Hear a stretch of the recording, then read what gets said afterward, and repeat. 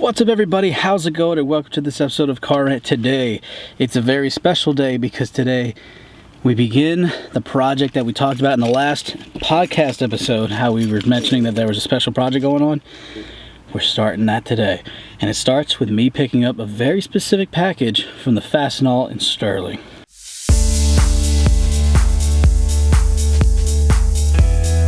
So for the past year, actually more than the past year, we have been planning a very special surprise for you guys on the channel. Something that is a little bit, when I say a little bit, I mean entirely unorthodox for what we're going to be doing. To the point where we don't even know of very many of these cars being documented on the internet. So what we're doing is not exactly unseen territory, but it's definitely not very seen territory. This is gonna be, if this can all work out and we can make this thing really happen, which we will need the help of you guys watching and sponsors to do this, like we're about to have one of the craziest car builds, at least in this area here in the DC area, because what we're wanting to do is ridiculous. So here I am, I'm pulling up to my Fastenal to pick up an engine. And I will reveal that to you guys when I show it to Ian, because Ian's not seen this engine yet himself, and I definitely wanted to see this and have your guys' reaction with him. It's gonna be so good. It's gonna be so good. Massey trunk ready. Let's go get this thing. He told me it was on a pallet. I'm pretty sure I'm looking at it right there.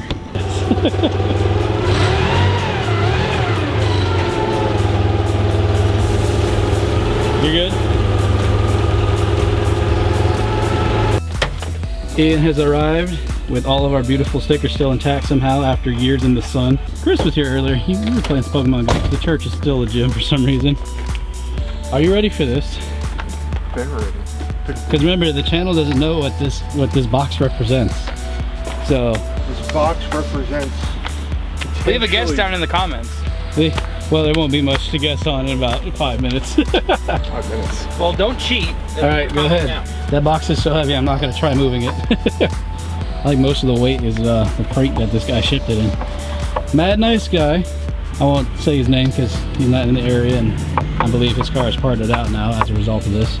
But we picked up this motor for really cheap. It is not a complete block. It is just the bottom half of it. Chris is going to town helping Ian out there. Are you excited for this? Are you excited for this? Yeah. We have to do hood rat stuff now. Not really, but Japanese hood rat stuff is fun. So, shout out to the guy who shipped us this thing, because Ian, if you could be so kind, let's see how long the bolts were that the screws he's using. Can we just acknowledge that is like, look at the. Why do I show up on the channel and get the thing that nobody's able to get out? It's because that's like your job. You're the guy who we call upon. You were struggling with one bolt on the Honda. I was there for 10 minutes and it came off instantly. All right, Ian, I'll let you do the honors. Crack that lid. It's a heavy box. I know. Oh, there it is. Okay, undo these guys now so we can actually look at it. Can you guess what that is, friends?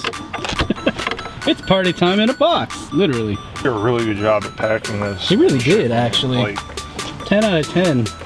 6 out of 5 stars, my friend. This was if I still had the Audi, we'd have an impact gun and we could just like drill these out. Oh, you mean the drill that I found on the highway? Yeah, that is still at my house for no charge? Yes. Is this still your house? You left it at my house. I thought my dad stole it. Well, that's one way to get it out, I guess. Yeet. But there it is. Are these just sitting in there? Do these have piston rings? Oh, they do have piston rings. Oh, but they're like stuck in there. He just kind of pushed them in. That's right. It's probably better for it to get shipped. But there you go, friend. Your new motor. We're gonna have fun taking that apart. And it's painted too, which is great. That means we won't have to do it with rust. Just gotta wash it. Because, you know, iron block. So, in case you have not figured it out, that is a 4G63 with a, I believe, a 30 or 40 overbore. And is that all the... Show it. He sent us goodies with it. Yes. So that is a 4G63 with all the rods we need, with head's already in there. We just got to clean the pistons themselves up and get them all polished and clean. It's not gonna be hard. We are putting that and that.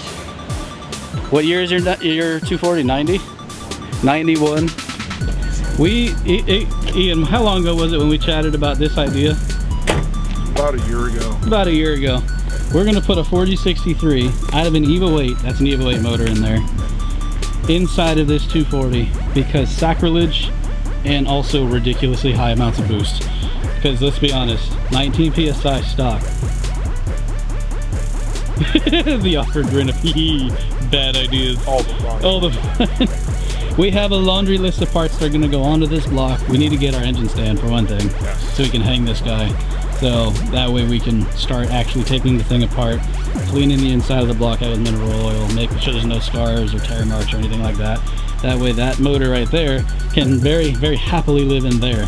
I mean, to be fair, he said this was all freshly done. For the most part, yeah, this is mostly fresh work. So now that we know what this thing is, man, and how it looks, I'm just curious. again, this is like typical carbon on the top of that. So we can get those cleaned up, man. We'll be set. Those connecting rods, though, can we just real quick? Let's take a look. Let's examine our labors, or not labors, but someone else's labors. Our fun. Ooh, ooh, that's so pretty. Oh, very, very nice. Well played, sir. That is. This is what's inside of mine now, I believe. He said something about either eagle rods or manly rods. These are gum strong. You are in good hands, my friend. And how much did we get all this for? $1,000. All we got to do now is just get a normal head, not the Myvec head. We don't want the Myvec head for what we're trying to do. We want all boost pressure. None of this VTEC-y weird stuff. VBCI sucks. The Lexus disagrees with you, but Boosted 2Js only on this channel. hold on. Tell it again, Jag. Aw, can you imagine just this car, this very Nissan-looking car, pulling up to a stoplight somewhere, and all you hear are 272 cams, and this car just shaking like that. Stop. Almost like a rotary, and people looking to go, wait a second, that's not a Mazda. Why does it sound like this? And then you hear the blowout valve and this crazy giant turbo that we have planned for this thing go, wait, what is happening in this car?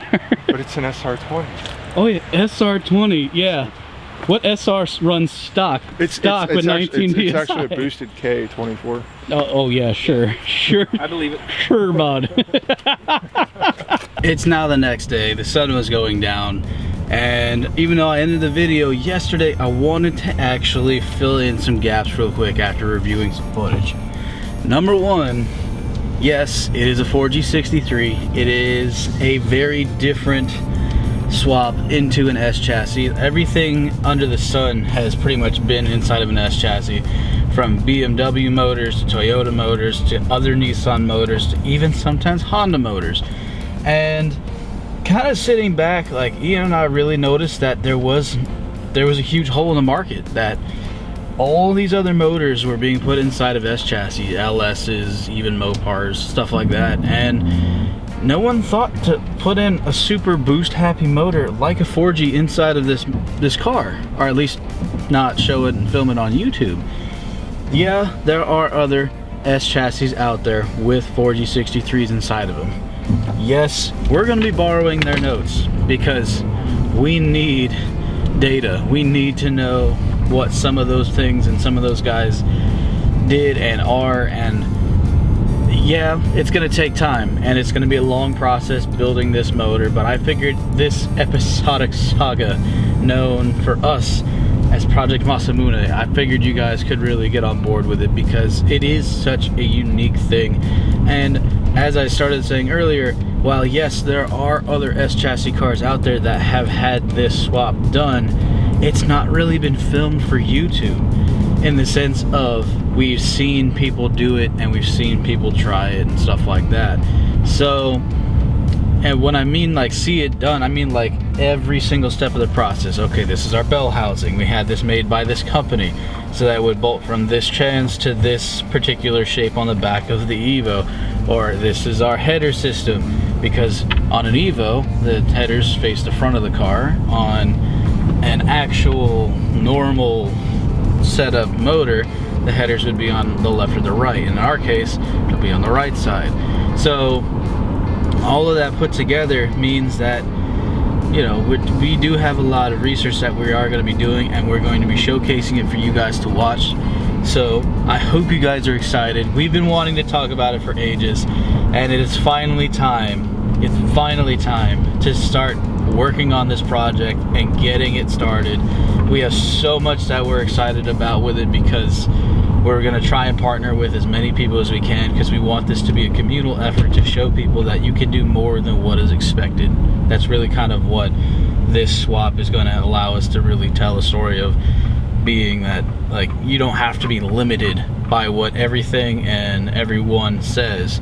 Try something different, try something unique, and you might be surprised with what you get out of it. But with all of that said, thank you guys for watching, and we'll see you next time. God bless and peace.